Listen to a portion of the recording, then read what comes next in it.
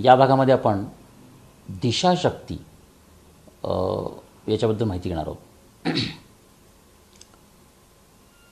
विशिष्ट दिशेने विशिष्ट शक्ती असते का, ह्याच्याबद्दल सध्या खूप चर्चा झालेली आहे. म्हणजे वास्तुशास्त्रामुळे लोक म्हणतात की पूर्व दिशा तुम्हाला अनुकूल नाही, उत्तर दिशेला तुम्ही व्यवहार करू नका वगैरे वगैरे. दिशेबद्दल बरेच लोक काही गोष्टी सांगत असतात. त्याच्यावर पुस्तकं प्रकाशित होत आहेत, बरेच कार्यक्रम चालू आहेत. त्याच्यावर मला आत्ता काही भाष्य करायचं नाही, त्याच्यावर काही टिप्पणी करायची नाही. परंतु दिशा ही एक काल्पनिक गोष्ट आहे. निसर्गामध्ये पूर्व पश्चिम उत्तर दक्षिण असं काही नाही आहे.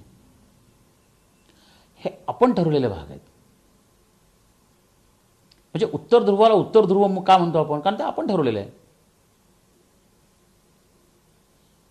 दक्षिण ध्रुवाला आपण दक्षिण का म्हणतो, कारण आपण ठरवलेलं आहे. म्हणजे उद्या आंब्याचं नाव तुम्ही जांभूळ ठेवलं आणि जांभळाचं नाव आंबा ठेवलं तर फरक काहीच पडणार नाही. आता आपल्याला हे ठरवलं आहे तर आपल्याला ते ऑड वाटेल. माणसाला जशी उत्क्रांती होत गेली तसा तो एक त्याचा शब्द आणि त्यांनी त्याचं एक इमेजेस तयार झाल्या, त्याच्या संकल्पना, आणि त्या संकल्पना ह्या सगळ्या मानसशास्त्रीय असतात मूलतः, आणि मग त्याचं रूपांतर व्यवहारात होत असतं. आता पूर्व दिशा पवित्र आहे, दक्षिण वाईट आहे, याच्यावर मी स्वतंत्रपणे बोललेलं फिल्म केलेली आहे, उल्लेख केलेला आहे. तर मी त्याचा उल्लेख केला की पूर्व दिशेला सूर्य असतो, सूर्याची शक्ती शुभ असते, त्याचा आरोग्याला चांगला परिणाम होतो, म्हणून पूर्व दिशा शुभ असं आपल्या प्राचीन लोकांनी धर्माच्या भाषेत सांगितलं पद्धतीने. कारण त्या काळामध्ये लोकांना शुभ अशुभ, शाप उशाप, योग्य अयोग्य, धार्मिक अधार्मिक अशा पद्धतीने ती लँग्वेज त्यांची होती.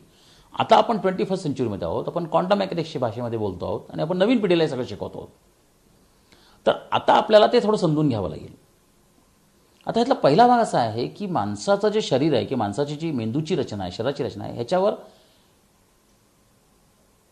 वेगवेगळ्या डायमेन्शन्सचा, वेगवेगळ्या लेवल्सचा, वेगवेगळ्या अँगल्सचा परिणाम होत असतो. म्हणजे असं आकारांचा परिणाम होतो. आता गोल आकाराचा परिणाम होतो, त्रिकोणी आकाराचा परिणाम होतो. स्वामीजी एक फार गमतीने गोष्ट सांगायची की एक त्यांनी सांगितलं की एका मुलाला सांगितलं होतं की तुला काय आवडतं खायला, तो म्हणाला की मला पेढा आवडतो. तर ते म्हणाले की ठीक आहे, तुला पेढा आवडतो ना, तर तुला पाल आवडते का खायला. ते म्हणजे छे, मला पाल नाही आवडत खायला, मी कसा पाल खाईन. आता बाकी चीनमीन वगैरे तिकडे लोक पाल खातात, ठीक आहे, पालीचं लोणचं टेस्टी असतं असं म्हणतात, पण तो म्हणला मला काही पाल आवडत नाही. ते म्हणजे ठीक आहे. मग स्वामी म्हणाले की आता असं करू आपण की तुला पेढा आवडतो ना, तो म्हणे हो. तो म्हणे आता पेढा पालीच्या आकारामध्ये मी तुला पेढा देईन, म्हणजे पेढ्याचा अशी काही आकार करायचा की ते पालीचा आकार होईल, मग तू खाशील का. तो म्हणजे नाही, मला पेढा पेढासारखाच पाहिजे. म्हणजे आकाराचा परिणाम आला. म्हणजे मला पेढा आवडतो पण मला पालीच्या आकाराचा किंवा सापाच्या आकाराचा किंवा झुरळाच्या आकाराचा पेढा नको, मला पेढा पेढाच्या आकाराचा पाहिजे. म्हणजे माणसाच्यावर आकाराचा परिणाम होतो, डायमेन्शनचा परिणाम होतो, लेवल्सचा परिणाम होतो. तशा ह्या ज्या दिशा आहेत, ज्या आपण गृहीत धरलेल्या आहेत, त्याचा एक परिणाम होतो. म्हणजे एक संशोधन असं झालेलं आहे की आपण जर उत्तर दिशेला डोकं ठेवून झोपलो तर मेंदूमध्ये जे हिमोग्लोबिन, आता रक्तामध्ये हिमोग्लोबिन असतं, फेरस म्हणजे लोह, तर या लोहाचा उत्तर ध्रुवाच्या चुंबकीय लहरींशी संपर्क येतो आणि काही गोंधळ, डिस्टर्बन्स, विचार, विचलितपणा, झोप न लागणं, अशा काही गोष्टी घडतात, असं काही शास्त्रज्ञांनी काही निष्कर्ष काढलेले आहेत. आता ह्याला विरोधी मतं आहेत, काही बाजू आहेत, पण याच्यावर एक रिसर्च झालेला आहे. माणसाच्या शरीरामध्ये 70% वरती पाणी आहे आणि ह्या पाण्यामध्ये, आता हे पाणी म्हणजे रक्त, म्हणजे पाणी म्हणजे नुसतं पाणी नाही, ते परत त्याचे वेगळे प्रकार आहेत. आता ह्यात मुख्य भाग जो आहे तो रक्ताचा भाग आहे. या रक्तामध्ये लोह आहे, लोह, हिमोग्लोबिन आणि लोह. आता हे सगळे ज्या गोष्टी आहेत याच्यावर परिणाम कशा कशाचा होतो, तर चुंबकीय लहरींचा पृथ्वीचा परिणाम होतो. दक्षिण उत्तर जे ध्रुव आहेत, चुंबकीय क्षेत्र आहे, त्यांची इलेक्ट्रोमॅग्नेटिक फील्ड्स त्याला म्हणतात, त्याचा परिणाम होतो. सूर्यांच्या लहरींचा परिणाम होतो. मग स्वामींनी असं सांगितलं की दिशांचा जर परिणाम होत असेल तर एखाद्या दिशेला संकट येणार आहे किंवा एखादी दिशा चांगली का वाईट किंवा एखाद्या दिशेला काय परिणाम होणार आहे आपल्याला शोधता येईल का. मग त्यांनी त्या वास्तूमध्ये कोणती दिशा ही दूषित झालेली आहे किंवा त्या दिशेला दूषितपणा साठलेला आहे असा त्यांनी एक निष्कर्ष काढला. मला चांगलं आठवतं की 15 डिसेंबर 1984च्या ब्लिट्झमध्ये, त्यावेळेस ब्लिट्झ विकली होतं ऋषिकरंजी यांचं, म्हणजे त्यावेळेस मी वाचलेलं नाही, हे नसतं, संदर्भ नंतर वाचले मी आणि मी ते चौफेरमध्ये प्रकाशित पण केले, त्याची मराठी आवृत्ती. ही मुलाखत P.A. कानडे नावाच्या एक वार्ताहरांनी स्वामीजींची घेतली होती आणि त्यावेळेस 21 ऑक्टोबरला इंदिरा गांधींची हत्या झाली होती आणि राजीव गांधी प्राईम मिनिस्टर होते आणि इलेक्शन्स डिसेंबरमध्ये होत्या. ही 84ची गोष्ट सांगतो मी. 15 डिसेंबरला तर स्वामीजींनी तेव्हा एक हेडिंग दिलं होतं की Indira and Sanjay could have been saved, so can Rajiv and Rahul. म्हणजे इंदिरा आणि संजयला वाचवता आलं असतं आणि आता राजीव आणि राहुलला वाचवता येईल. आता फार सनसनाटी हेडिंग होता. खूप मोठा करस्पॉन्डन्स, इंदिरा गांधींना पाठवलेलं पत्र, RK धवनचं आलेलं पत्र, इंदिरा गांधींनी पाठवलेलं पत्र, हे सगळं त्यात होतं. त्याच्यामध्ये एक उल्लेख असा होता की संजय गांधी ज्या खोलीमध्ये राहत असत, जिथे राहत असत त्यावेळेस, मला आठवण असेल तर एक सफदरजंगमध्ये ते राहत होते त्यावेळेस, मला असं वाटतं, त्याच्या अगोदर म्हणजे मृत्यूच्या अगोदर. तर स्वामीजी तिथून प्रार्थना केली होती आणि स्वामीजींनी असं सांगितलं इंदिरा गांधींना की त्यांना पश्चिम दिशेने धोका आहे. हे त्या मुलाखती छापले, पश्चिम दिशेने त्यांना धोका आहे. तर एखाद्या दिशेने धोका येऊ शकतो का, किंवा एखादी दिशा बरी वाईट असू शकते का? तर ह्याला स्वामीजींचं असं म्हणणं आहे की दूषितपणा जो आहे किंवा अपशक्ती आहे ती एखाद्या दिशेने संक्रमित होऊ शकते. आणि मग स्वामीजींनी जे मंत्र्यांचे बंगले आहेत त्याच्यात ते दूषितपणाची शक्ती शोधून काढल्या. शिवसेना भवन, मातोश्री, जनपद, असं अनेक त्यांनी. तर माझ्याकडे आता इथे एक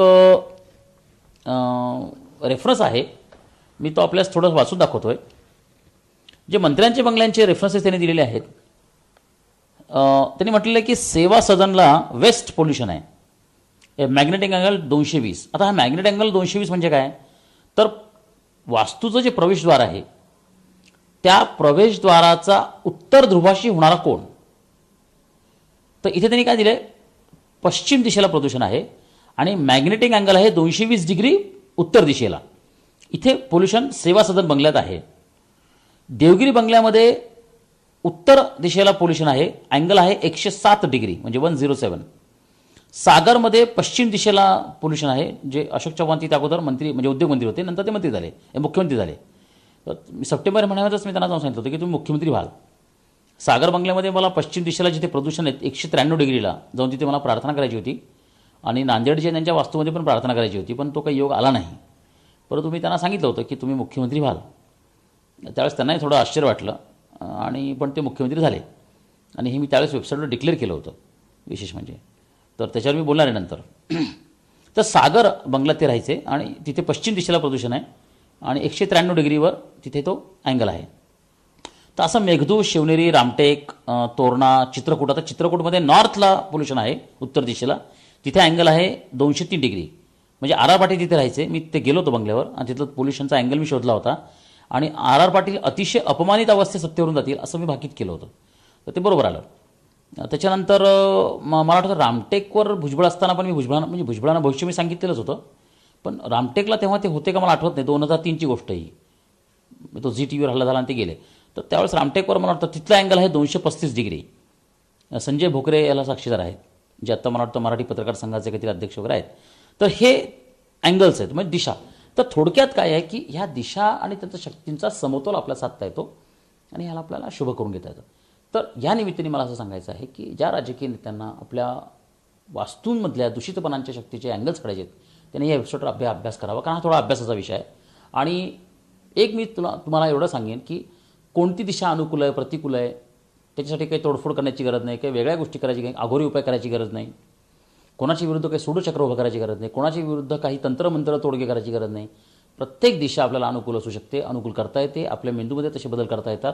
आणि त्यासाठी सगळ्यात महत्त्वाची गोष्ट जी आहे ती म्हणजे गायत्री मंत्र किंवा आपल्याला जो श्रद्धा असणारा मंत्र हा एक अत्यंत प्रभावी भाग याच्यामध्ये आहे. त्याच्यानंतर आणखीन काही उपाय आहेत, त्याच्यावर आपण स्वतंत्र चर्चा करूयात.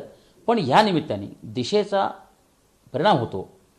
आता ह्याच्यात मी एक उपाय जाताना सांगतो की एखाद्या घराचं, तुमच्या वास्तूचं पूर्वेकडे तोंड नसेल तर वाईट वाटून घेण्याचं काही कारण नाही. पूर्वेकडे तुमचं प्रवेशद्वार नसेल म्हणजे तुमची वास्तू वाईट आहे, हा कृपा करून समज बाहेर काढा. कारण प्रत्येक वास्तूचं पूर्वेकडे द्वार असूच शकत नाही, हे टेक्निकली अशक्य आहे. आता ह्याला उपाय आहेत, कारण आपल्याला काय हवं आहे की सूर्याची शक्ती 90 डिग्रीला घरात आली पाहिजे. तर त्यासाठी आपल्याला अभिषेक यंत्र घरात लावता येईल, त्यासाठी गतिशक्ती यंत्र वापरता येतील आणि यासाठी काही अन्य उपाय करता येतील. त्यासाठी आपल्या घराचं पूर्वेकडे प्रवेशद्वार असलंच पाहिजे असा अट्टह करणं गरज नाही. म्हणून या निमित्ताने मला असं सांगावं असं वाटतं की जर तसं ते द्वार पूर्वेकडे नसेल तर आपल्या आर्किटेक्टकडून हे जे होका यंत्र असतं त्याच्यामार्फत अँगल तपासून घ्या, मला कळवा. त्याच्यावरचे काही उपाय असतील मी तुम्हाला ते कळवेन. आपण या ज्ञानाचा लाभ घ्या. निवडणुकीला सामोरं जाण्यापूर्वी ह्याही दिशाशक्तीचा उपयोग करून घ्या, असं मला आपलं नम्र आव्हान आहे. धन्यवाद. शुभेच्छा.